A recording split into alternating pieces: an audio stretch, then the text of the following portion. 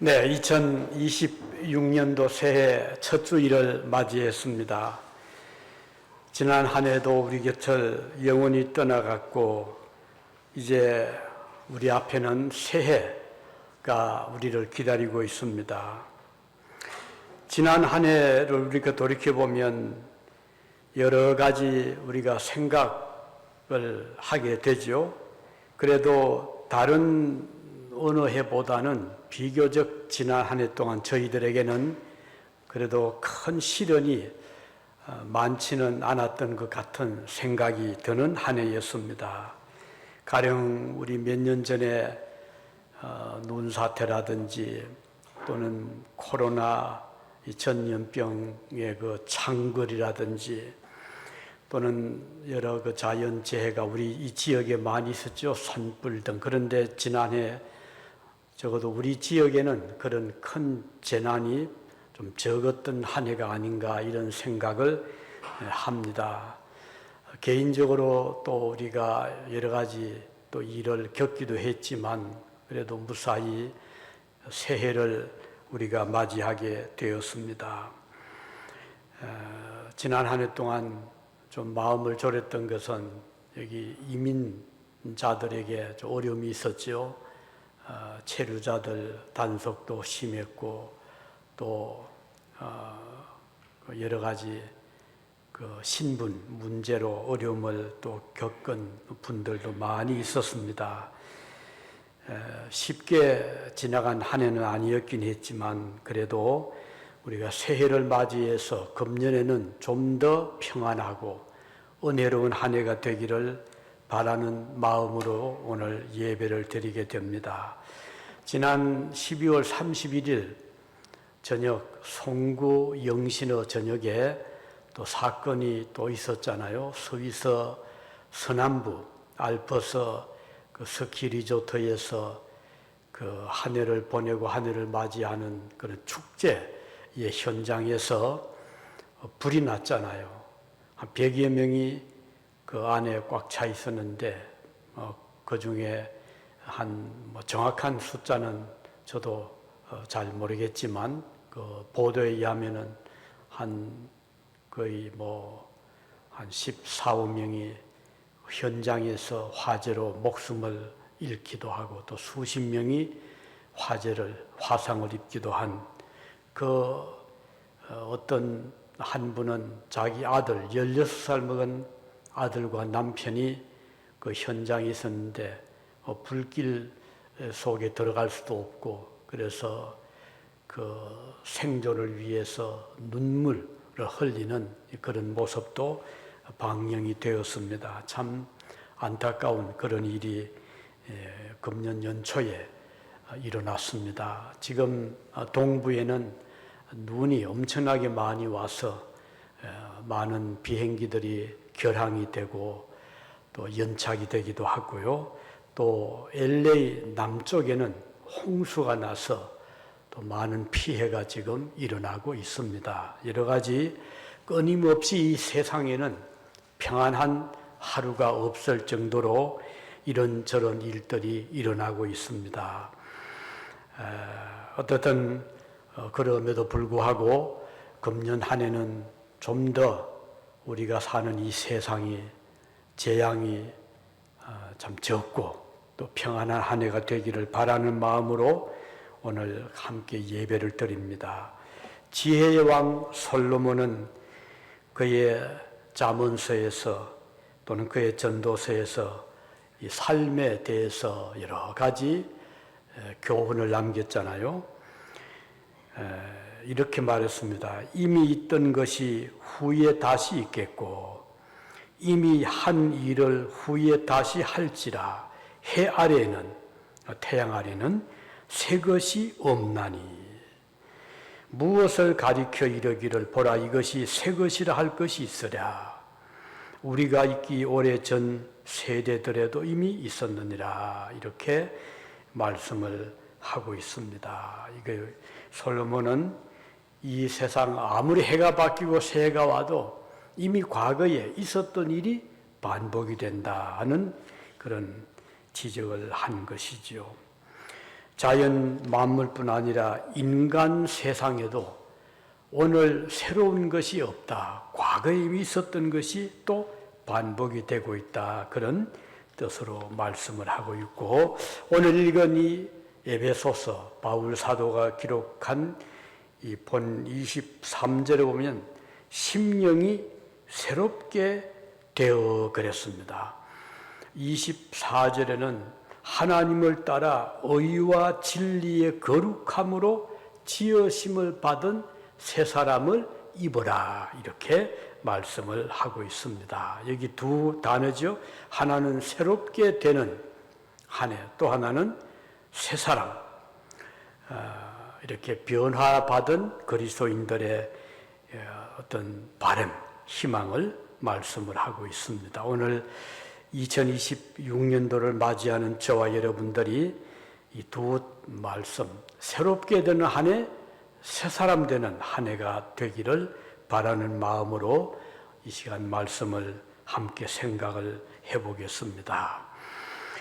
우리는 과거 옛 사람, 지금까지 살아온 과거의 사람이 우리들이기도 하지만, 그러나 또 새로운 사람으로 변화를 받기를 바라는 이런 마음을 가지고 살아가고 있습니다. 옛 사람이 새 사람으로 변화되기 위하여는 과정이 필요합니다. 마치 우리가 보배로운 금이나 은을 얻기 위해서는 과정이 필요하잖아요. 용광로에 들어가서 불순물이 제거되고 마지막까지 남은 그것이 바로 금이요 은이 되는 것처럼, 우리가 이 세상을 살아가면서 우리도 변화의 과정을 통하여 우리 마음속에 있는 버려야 될 것을 하나하나 제거하고 이제 하나님의 형상을 본받아 살아가는 이런 자들이 되기를 바라는 것입니다. 그러면 새 사람이 되기 위해서는 어떤 과정이 필요한가? 하나는 그리스도 예수 안에 거주해야 된다고 말씀을 하고 있습니다. 옛사람은 그리스도 밖에 있었던 삶을 의미하거든요. 그는 그리스도를 알지도 못하고 믿지도 않은 상태에서 살아왔습니다. 옛사람의 조상이라고 하면 아담과 하와를 손꼽을 수 있죠. 그 두 부부는 사탄의 유혹에 넘어가서 하나님을 멀리 하고 살았습니다. 하나님의 계명을 불순종을 했습니다. 그 결과로 하나님을 떠나게 되고 죽음의 사망의 형벌을 받게 되었습니다. 그래서 아담, 하와 그 자손들에게는 그 유전적인 죄의 흐름으로 인해서 영원히 살 수 없는, 결국은 죽음을 맞이하게 되는 그런 운명을 타고 난 우리들이 되었습니다. 죽음은 하나님을 거역한 우리 인간들의 죄의 값이라, 이렇게 볼 수가 있습니다. 사망을 피할 수 있는 방법은 죄가 없어야 되거든요. 우리가 이 세상을 아무리 오래 살아도 죄를 떠나서 살 수는 없는 것이 현실입니다. 그것이 우리가 행동으로 죄를 짓기도 하지만 마음속에서 온갖 불신 또는 교만 또는 세상을 사랑하는 것, 하나님을 거부하는 것, 이런 것들이 다 죄로 연결이 되고 죄의 열매를 맺습니다. 그 결과적으로는 불행한, 결국은 우리가 이 세상을 영원히 살 수 없는 죽음을 맞이하게 되는 것입니다.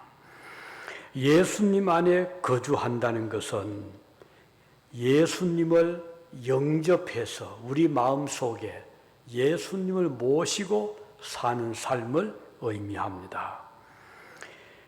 예수님께서 우리 안에 거주하시면 예수님이 나의 삶의 주인이 되시고 나를 가장 선하고 온전하고 거룩한 길로 인도해 주시기 때문에 예수님 안에 있는 자는 우리 주님 약속하신 대로 저를 믿는 자 그는 멸망하지 않고 영생을 얻게 된다고 약속을 했습니다. 요한복음 10장 28절에서 주님 말씀하시기를 내가 그들에게, 그들 믿는 자, 예수님을 모신 자들이거든요. 그들에게 영생을 주노니 영원히 멸망하지 아니할 것이요. 또 그들을 내 손에서 빼앗을 자가 없느니라. 얼마나 든든한 약속이잖아요. 사탄은 우리를 생명을 빼앗아 가려고 사탄과 같이 멸망이 이르게 하기 위하여 온갖 노력을 하지만 예수님 안에 거주하는 자는 결코 예수님께서 그들을 잃어버리지 않을 것이라고 약속을 하셨습니다. 예수님은 우리를 안전하게 지켜주시고 우리를 보호하십니다. 피난처가 되십니다. 그는 우리가 피할 바위가 되신다고 했습니다. 우리의 삶 속에 진리 되신 예수님이 계신다면 우리는 가장 안전한 생명을 지키게 되는 것이죠. 우리 주님께서 말씀하시기를 내가 곧 진리요 생명이다 그렇게 말씀하셨습니다. 진리는 우리의 생명을 죽음에서 구원해 내시는 예수 그리스도가 바로 진리라고 말씀하신 것이죠. 요한복음 8장 32절에도 말씀하기를 진리를 알지니, 예수님을 알지니 진리가 예수님이 너희를 자유하게 하리라 그랬습니다. 어디에서요? 죽음에서 자유하게 하고 사탄의 세력에서 자유하게 하고 세상으로부터 모든 세상 걱정, 근심, 염려로부터 우리를 완전히 자유하게 하신다. 그렇기 때문에 예수님 안에 거주하는 사람은 영원한 생명을 얻은 자요, 자유를 누리는 자요, 모든 두려움을 이기는 자요, 사탄의 세력을 물리치는 자가 된다는 뜻입니다. 그래서 이제 우리는 이런 위험, 어떤 사망의 위협 앞에서도 사탄의 공격 앞에서도 우리는 강하게 담대하게 이겨 나갈 수가 있습니다. 왜냐하면 예수님은 우리를 안전하게 지켜주시는 분이시기 때문입니다. 이제 미국에도 이번에 보니 또 감기가 많이 곳곳에 오레곤에도 많지는 않지만 환자들이 생기고 지난 통계 보니까 3,900명이 감기로 목숨을 잃었다는 통계가 나왔습니다. 물론 3억 인구의 3,900명은 그렇게 많지 않은 숫자일지 모르지만 한 사람 한 사람은 다 소중한 우리들의 부모, 우리들의 형제, 자녀들이 될 수 있잖아요.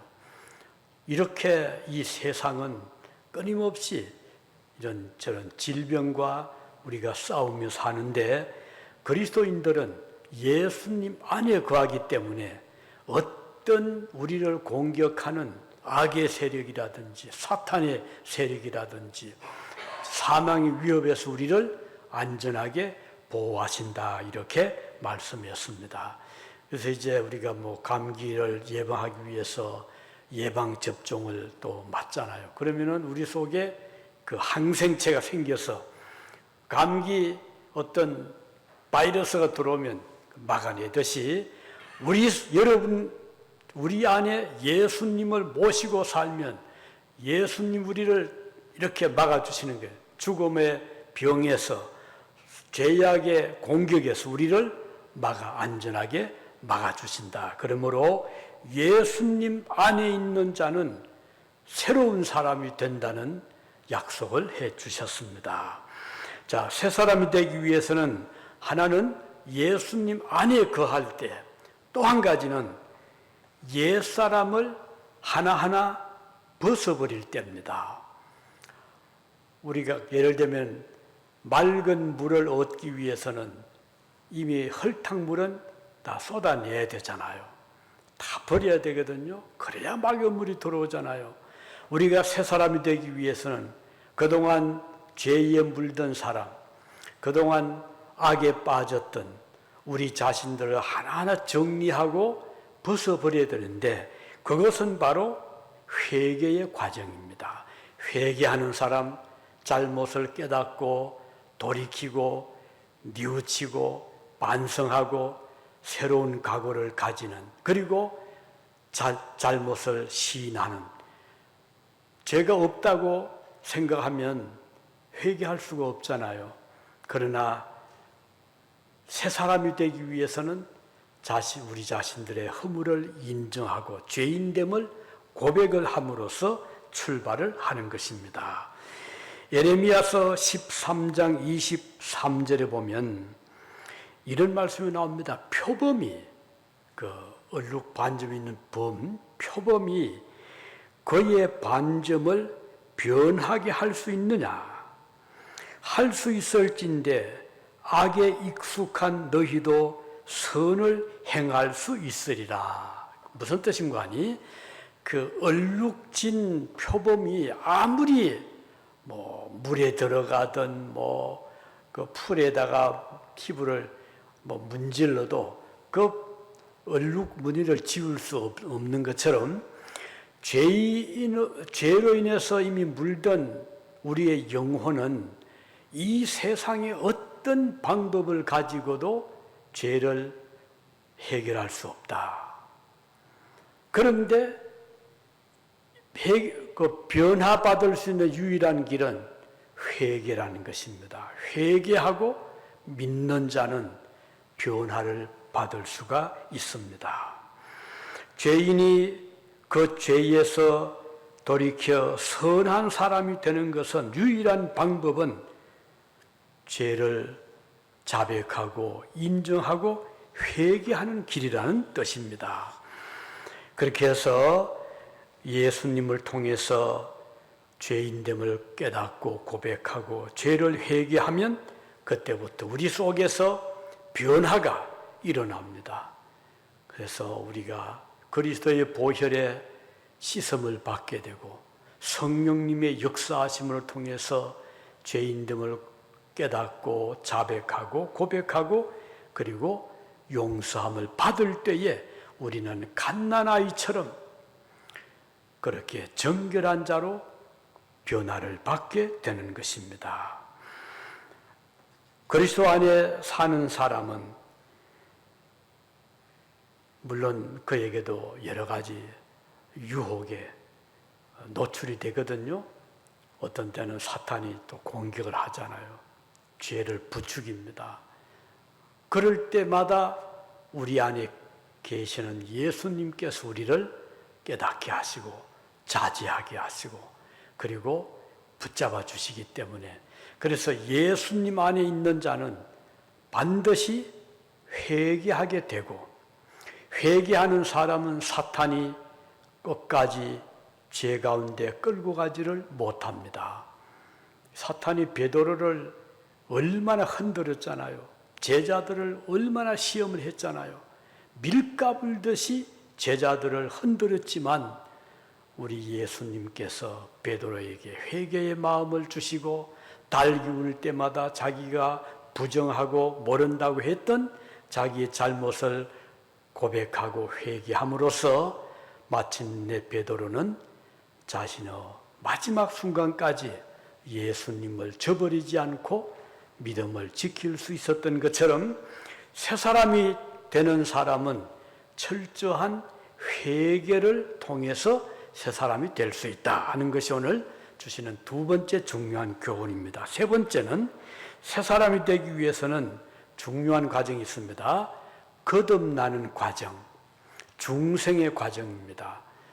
다시 말하면 성령님께서 우리 마음속에 감동 감화를 주셔서 육신으로 한 번 태어나서는 우리가 경험할 수 없는, 변화받을 수 없는 우리 속에 영혼이 변화를 받고 거듭나고 회개하여 이제는 새로운 사람으로 다시 태어나는 과정을 겪게 되는 것입니다. 이것이 바로 중생이라는 것입니다.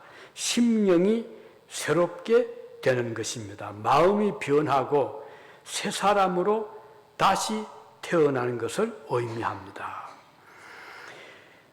그가 그리스도를 영접하기 전에는 그의 생각도 살아왔잖아요. 자기 좋을 대로 행하고 자기 마음대로 살아왔던 과거였지만 이제 그리스도를 영접한 이후로는 그의 마음속에 변화가 일어나게 된 것입니다.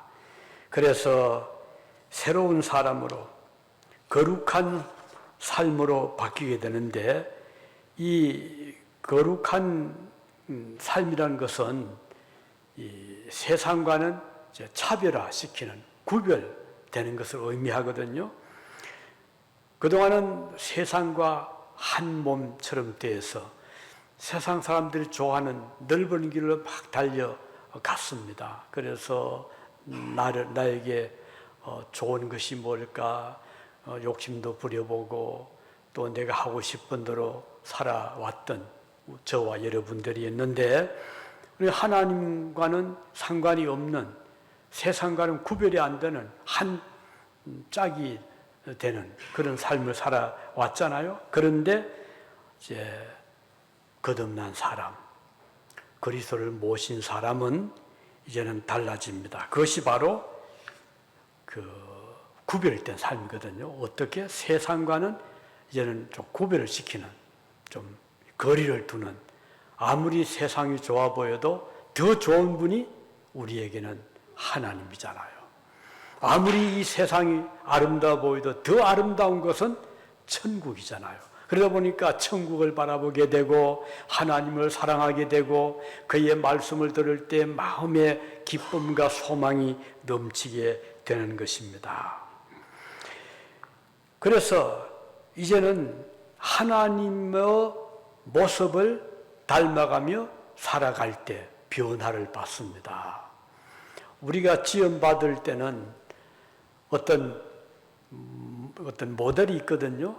그 모델이 하나님이십니다. 하나님의 형상이라는 말이거든요.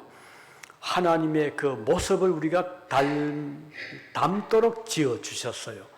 하나님의 형상 어떤 사람은 생각하죠. 하나님도 우리처럼 그러면은 손이 있고 머리가 있고 발이 있나 보다. 이제 그런 뜻은 아니죠. 하나님 육신이 없거든요. 그러면 하나님의 형상이라는 뜻이 뭔가? 그것은 우리의 영혼이 하나님의 영을 닮았다는 뜻입니다.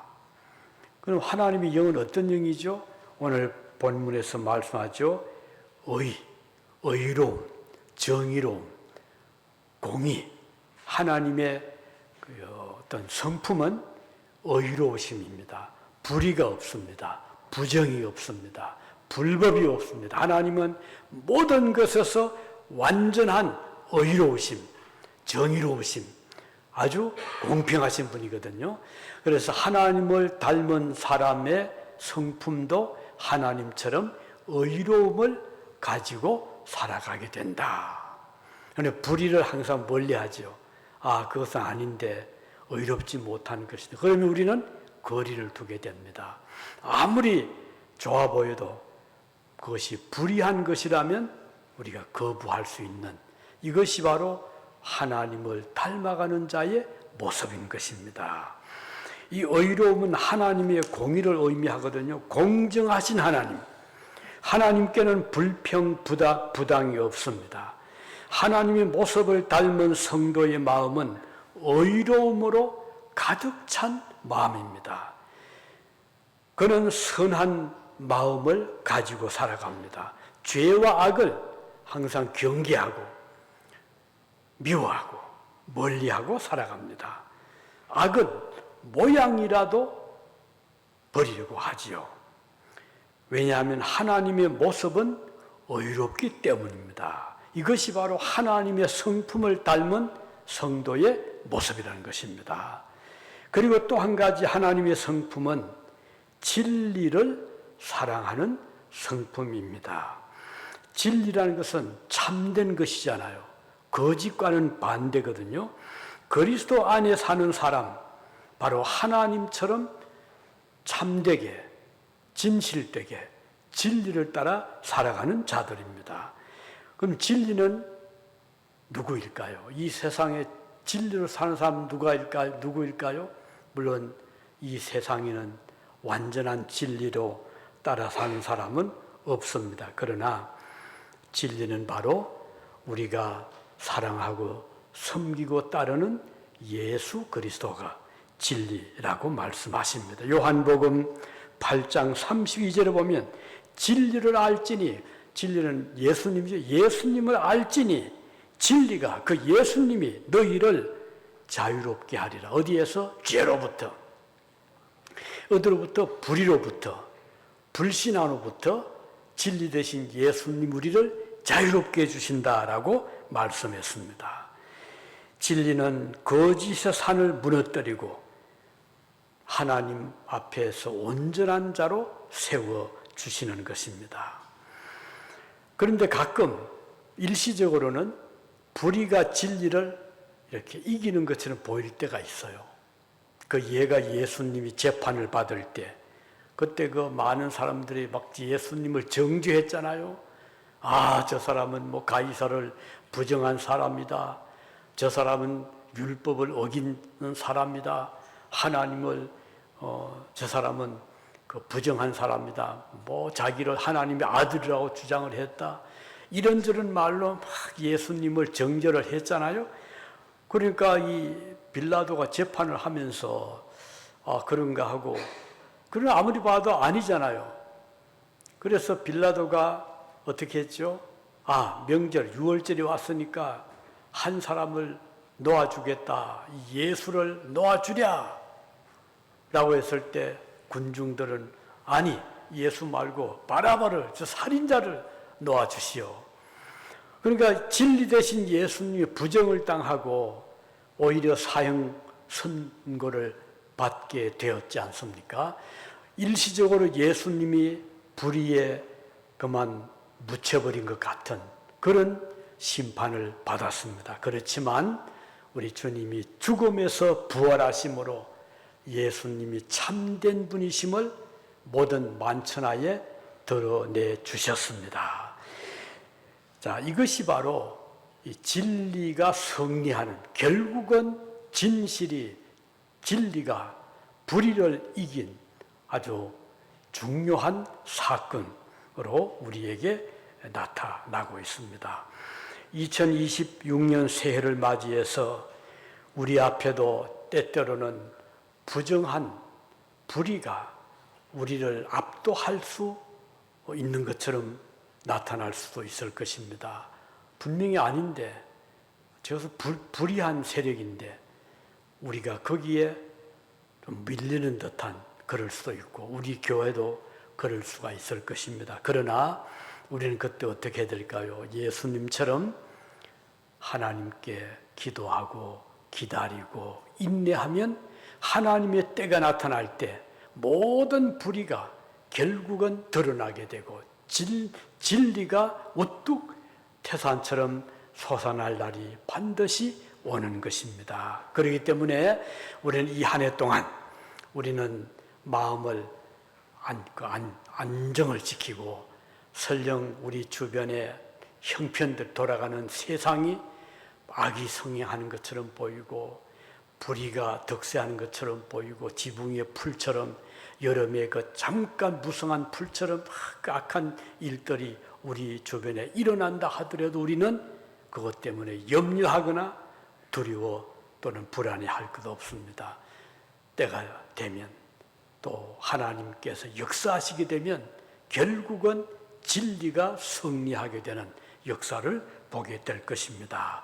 이제 오늘 결론적으로 말씀을 맺으면서 오늘 새해 첫 주를 맞이해서 우리는 어떤 각오를 가져야 되겠습니까? 새 사람이 되자. 이제는 지난 한 해 동안, 그리고 과거, 지금까지 살아온 우리의 삶을 돌이켜보면서 과거 어느 때보다도 금년 새해 이 출발부터 새로운 각오와 새로운 사람으로 한 해를 살아가는 해가 되자는 이런 바람을 가질 수 있기를 바랍니다. 그러기 위해서는 몇 가지. 첫째는 예수님 안에 거할 때 우리는 새로운 사람이 될 수 있다. 아무리 세상이 좋아 보이고 세상의 권력이, 세상의 물질이, 세상의 명예가, 세상의 어떤 주는 즐거움이 좋아 보여도 그것은 참 새 사람을 우리에게 약속할 수는 없습니다. 새 사람은 예수님 안에 거할 때만 가능하다. 두 번째는 옛사람. 그동안 우리가 물들어 있고 습관처럼 살아왔던 옛 습관들 하나하나 이제 우리가 벗어버리는 거, 그 제거하는 거, 우리의 마음 속에, 우리의 삶 속에서, 습관 속에서, 이것은 아니지. 하나하나 제거하고 옛사람을 잘 정돈해 나갈 때, 벗어버릴 때 새 사람이 될 수 있다. 욕심도 하나하나 제거하고, 우리 마음 속에 이기적인 생각 있잖아요. 내 중심의 생각 하나하나 정리하고 이제는 그리스도 중심, 하나님 중심, 말씀 중심, 진리 중심을 굳게 해서 우리의 과거의 삶의 어떤 습관들을 하나하나 정돈하는 그때 새 사람이 될 수 있다. 그리고 마지막으로 거듭나는, 중생받는, 거듭나지 아니하면 천국을 볼 수도 없고 들어갈 수 없다. 니고데모 그랬잖아요. 그때 예수님께서 거듭나야 된다. 오늘 저와 여러분들은 2026년도 새해를 맞이해서 삶이 바뀌어지는 거듭나는 한 해가 되기를 위해서 기도하시기를 바랍니다. 기도하시겠습니다.